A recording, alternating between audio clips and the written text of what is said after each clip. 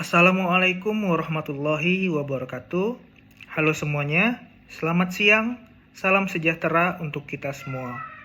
Perkenalkan, saya M. Husni Ramadan Dalimunte, mahasiswa dari program studi PJJ Sistem Informasi Universitas Cyber Asia di kelas SI 202 dengan NIM 240101020173. Pada kesempatan ini, saya akan menyampaikan presentasi ujian akhir semester dari mata kuliah Estetika Humanisme dengan dosen pembimbing Ibu Rosanah SS MIKOM AMIPR CPS.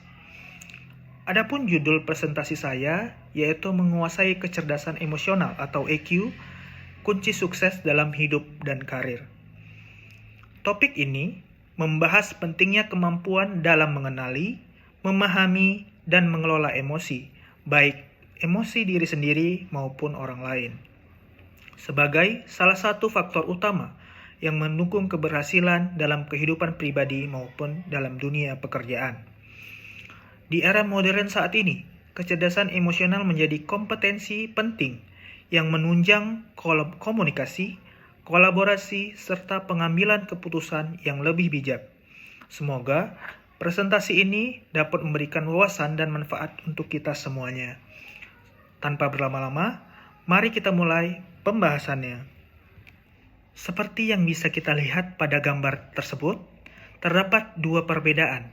Yang pertama, apakah teman-teman pernah melihat seseorang yang pintar tetapi gagal karena tidak bisa mengontrol emosinya, dan seseorang yang selalu tenang dan disukai meskipun dia berada di dalam tekanan? Sebelum kita membahas lebih lanjut mengenai topik tersebut, alangkah lebih baiknya kita mengenali terlebih dahulu apa itu kecerdasan emosional. Kecerdasan emosional menurut Goleman pada tahun 1995 yaitu kemampuan memotivasi diri sendiri, ketahanan menghadapi frustasi, mengendalikan dorongan hati, dan mengatur suasana hati. Sedangkan menurut Salovey and Meyer pada tahun 1990, kecerdasan emosional yaitu kemampuan untuk memantau perasaan dan emosi diri sendiri maupun orang lain, membedakan antara emosi yang berbeda, dan menggunakan informasi ini untuk memandu pikiran dan tindakan. Kecerdasan emosional atau EQ adalah kemampuan untuk mengenali dan memahami emosi diri sendiri atau kesadaran diri. Yang kedua, mengelola emosi. Yang ketiga, memahami emosi orang lain. Dan yang keempat, yaitu membangun hubungan sosial yang efektif atau keterampilan sosial. Adapun perbedaan antara IQ dan EQ. Yang pertama, dari segi definisi. IQ yaitu kemampuan kognitif, yang itu termasuk logika dan analisis. Sedangkan EQ yaitu kemampuan mengelola emosi dan hubungan sosial. Yang kedua, dari aspek sifat. IQ memiliki cenderung bawaan atau fix, sedangkan EQ dapat dikembangkan atau dapat dipelajari. Yang ketiga, dari aspek fokus. IQ lebih ke penyelesaian masalah teknis, sedangkan EQ lebih ke pengelolaan diri dan interaksi sosial. Dan yang terakhir, dari aspek dampak sukses. Menurut Smith and Hunter pada tahun 2004, dampak kesuksesan IQ yaitu sebesar 20% kesuksesan kerja. Sedangkan menurut Goleman pada tahun 1994, 80% kesuksesan kepemimpinan berdasarkan EQ. Komponen-komponen yang ada pada kecerdasan emosional atau EQ. Yang pertama yaitu self-awareness. Self-awareness adalah kesadaran akan emosi diri sendiri. Yang kedua, ada self-regulation, yaitu kemampuan mengelola emosi dengan sehat. Yang ketiga, ada motivation, yaitu dorongan dalam diri untuk mencapai tujuan. Yang keempat, ada empati, yaitu kemampuan memahami dan merasakan emosi orang lain. Dan yang terakhir yaitu ada social skills, yaitu kemampuan berinteraksi dan membina hubungan dengan orang lain. Mengapa kecerdasan emosional itu penting? Yang pertama, EQ tinggi berhubungan dengan kesuksesan karir, hubungan yang harmonis, dan kesehatan mental yang baik. Maka, semakin tinggi EQ yang dimiliki orang, maka akan semakin tinggi pula kesuksesan karirnya, hubungan yang harmonis, dan kekuatan mental yang lebih baik. Disebutkan bahwasanya 75% kesuksesan kerja dipengaruhi oleh EQ atau kecerdasan emosional, yaitu berdasarkan Harvard Business Review. Seperti yang kita lihat pada gambar di atas, ada beberapa tokoh-tokoh penting yang sukses di dalam pekerjaannya. Contoh sederhana kecerdasan emosional atau EQ yang ada di dalam kehidupan sehari-hari.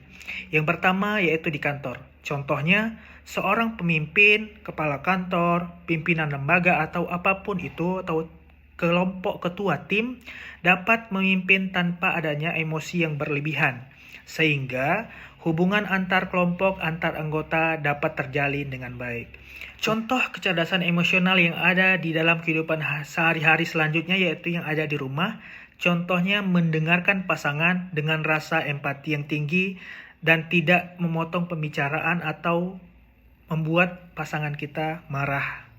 Selanjutnya studi kasus. Mari kita lihat video berikut ini. Siapa itu? Siapa? Apa bang? Siapa yang nendang ini siapa? Kenapa bang? Yang siapa? Kenapa? Kenapa nendang badan lu apa? Gua di sini main gitar. Ya siapa gua tanya ini yang nendang? Gua. Kenapa lu nendang? Gua kan main gitar. Kenapa berisik? Kenapa lu nendang? Gua orang pribumi sini. Ya terus kenapa? Ya lu ngapain ngomelin orang-orang gua, anak-anak gua? Ya terus udah malam nih bang. Gua pribumi di sini wajar berisik. Lu mau macem-macem di sini? Hah? Yaudah, gue mau tidur ya, gue nggak mau nyari ribut, oke? Lu orang pendatang dulu. Yaudah, iya, gue orang. Pendatang bro. Gua orang pribumi sini. Lu macem-macem lu di sini. Gua dari lahir juga di sini di Gria gua. Ya udah diam. Ya udah sama-sama pribumi. Gua gua. Gua bukan ngomelin. Ya. Iya bang, gue Gimana nih? Lah lu Bang. mau gimana? Ya mau gua nih dan ganggu keluarga gue. Gua kan main gitar. Wajar gua sama ngomelin. Gua pribumi. Ya udah bang, nih kita mohon maaf ya tadi udah negor, tapi mohon maaf ini kenapa ditendang-tendang? Ya udah dia makanya gua selalu ganggu bocah gua. Salah kita apa lu nendang pagar gua? Lu ngapain bocah gua diomelin gua baru Gua datang. negor, gua wajar gak gua negor udah malam. Gua kan di sini jaga-jaga. Jaga-jaga apa? Lu tanya RW di sini sama RT. Ya udah Gua dari panggil. sini berisik juga enggak ada yang ngomelin. Ya udah panggil Pak RT dah. Panggil itu. Ya udah. RT-nya. Macam-macam. Iya biarin aja. Pira biar aja gua pribumi di sini pira. Udah Iya udah. bang, lu pribumi iya. Udah yuk. Ya udah yang udah biar. Udah. Udah ya. Gua nggak mau nyari ribut malam-malam. Udah. Ya udah gua diem lu diem ya, oke? Udah. Ya udah, iya. Anjing. Udah. Tolong dong, jangan kayak gitu ya. Tolong, Pak RT, tolong Pak RT, ada yang nyari ribut Pak RT. Tolong, Mas, tolong Mas. Yang ini. Yang diem. Rusuh anjing. Lu mau tabok, tapi jangan rusuh. Ngetuk lu, anjing lu. Diam. Tolong, Pak. Diam aja. Tolong. Kebiasaan. Pak, tolong Pak, ini mau ribut Lah, Pak. Pak, hargain dulu kita Pak.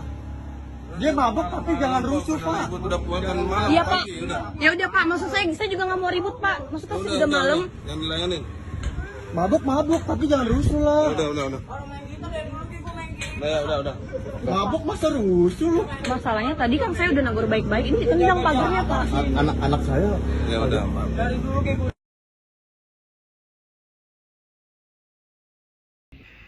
Dari video yang bisa kita lihat, bahwasanya ada sekelompok pemuda yang sedang nongkrong atau main-main di area sekitar yang sudah larut malam, sedangkan ada warga yang menegur karena mereka berada di wilayah halaman rumahnya.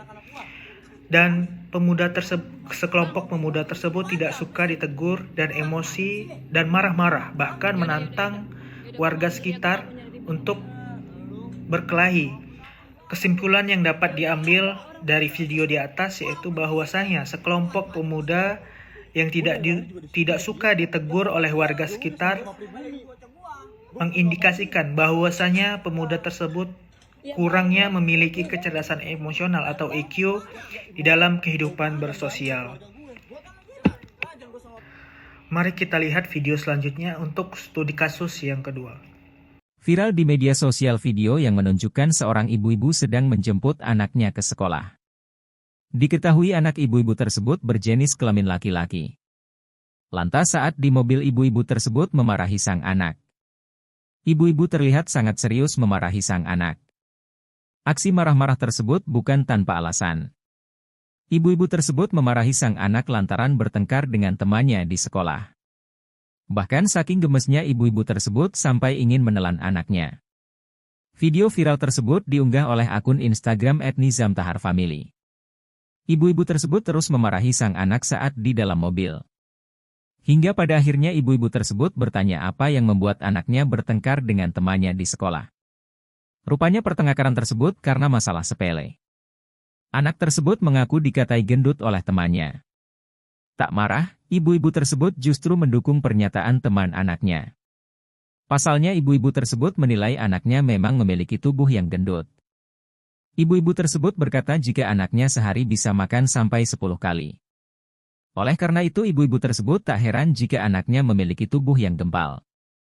Adapun rupanya ibu-ibu tersebut menerima panggilan dari sekolah anaknya bukan untuk pertama kalinya.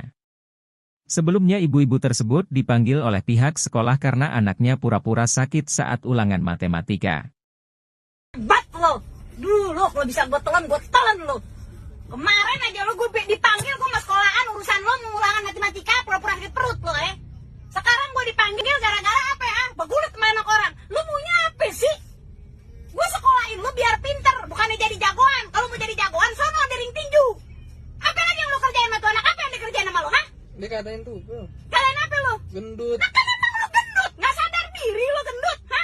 Gue udah bilang, Pel, jangan makan, Pel. Jangan makan, Pel. Gue suruh makan sekali, lo mau makan 10 kali. Sekarang badan lo udah kayak gajah, lo nggak terima dikatain. Lo tau gak ada lagu tuh yang katanya dikatain gajah, akhirnya sukses tuh orang. Gue lupa judulnya apaan.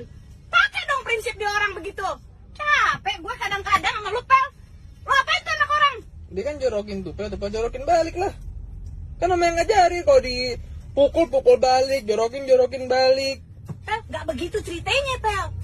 Apa gunanya tuh guru? Tuh guru di sekolah aja jadi orang tua lo. Kalau lo dia apa-apain lo ngadu sama tuh guru. Kecuali kalau tuh guru gak dengerin lo kali. Kalau tuh anak kurang ajar, panggil mak lo nih. Biar gue telan tuh anak sekalian. Kurang ajar lo. Pokoknya lo di rumah lo gak ada apa-apa lo, Jangan makan lo sekalian. Lo kan diskorsing gara-gara udah katain gendut. Lo jangan makan sekalian, biar kurus lo kayak kancil. Capek. Dari studi kasus yang kedua dapat disimpulkan bahwasannya sang ibu marah-marah terlalu emosional karena perilaku sepele sang anak.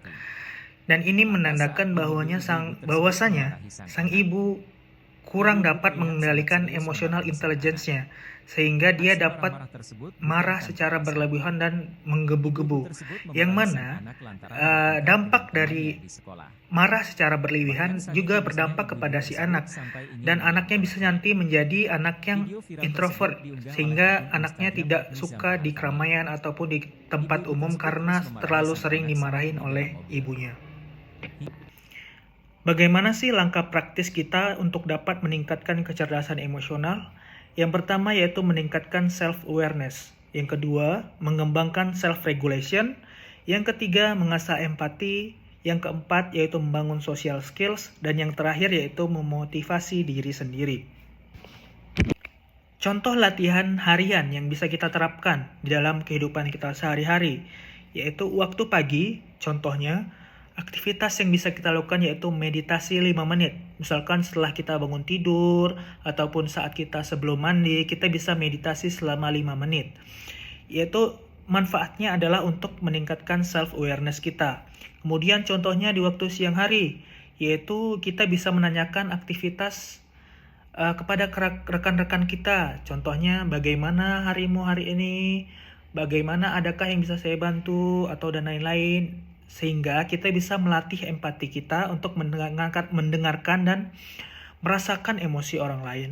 Dan yang terakhir yaitu pada saat malam hari, kita bisa melakukan aktivitas yaitu review emosi kita seharian. Misalkan kita seharian mengalami emosi apa saja, apa kita ada marah, apa kita ada sedih atau kecewa dan lain-lain, sehingga manfaatnya yaitu bisa mengidentifikasi emosi yang ada pada diri kita.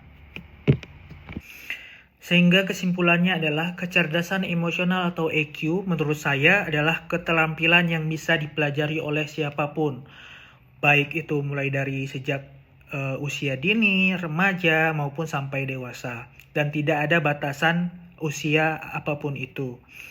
Sehingga quotes of the day yang saya buat adalah emosi adalah pesan, maka dengarkanlah dan pelajarilah. Terima kasih. Cukup sekian presentasi ujian akhir semester mata kuliah Estetika Humanisme. Semoga presentasi ini bisa memberikan manfaat bagi kita semua, terutama kepada Bu dosen pengampu Ibu Rosana. Saya ucapkan terima kasih. Wassalamualaikum warahmatullahi wabarakatuh.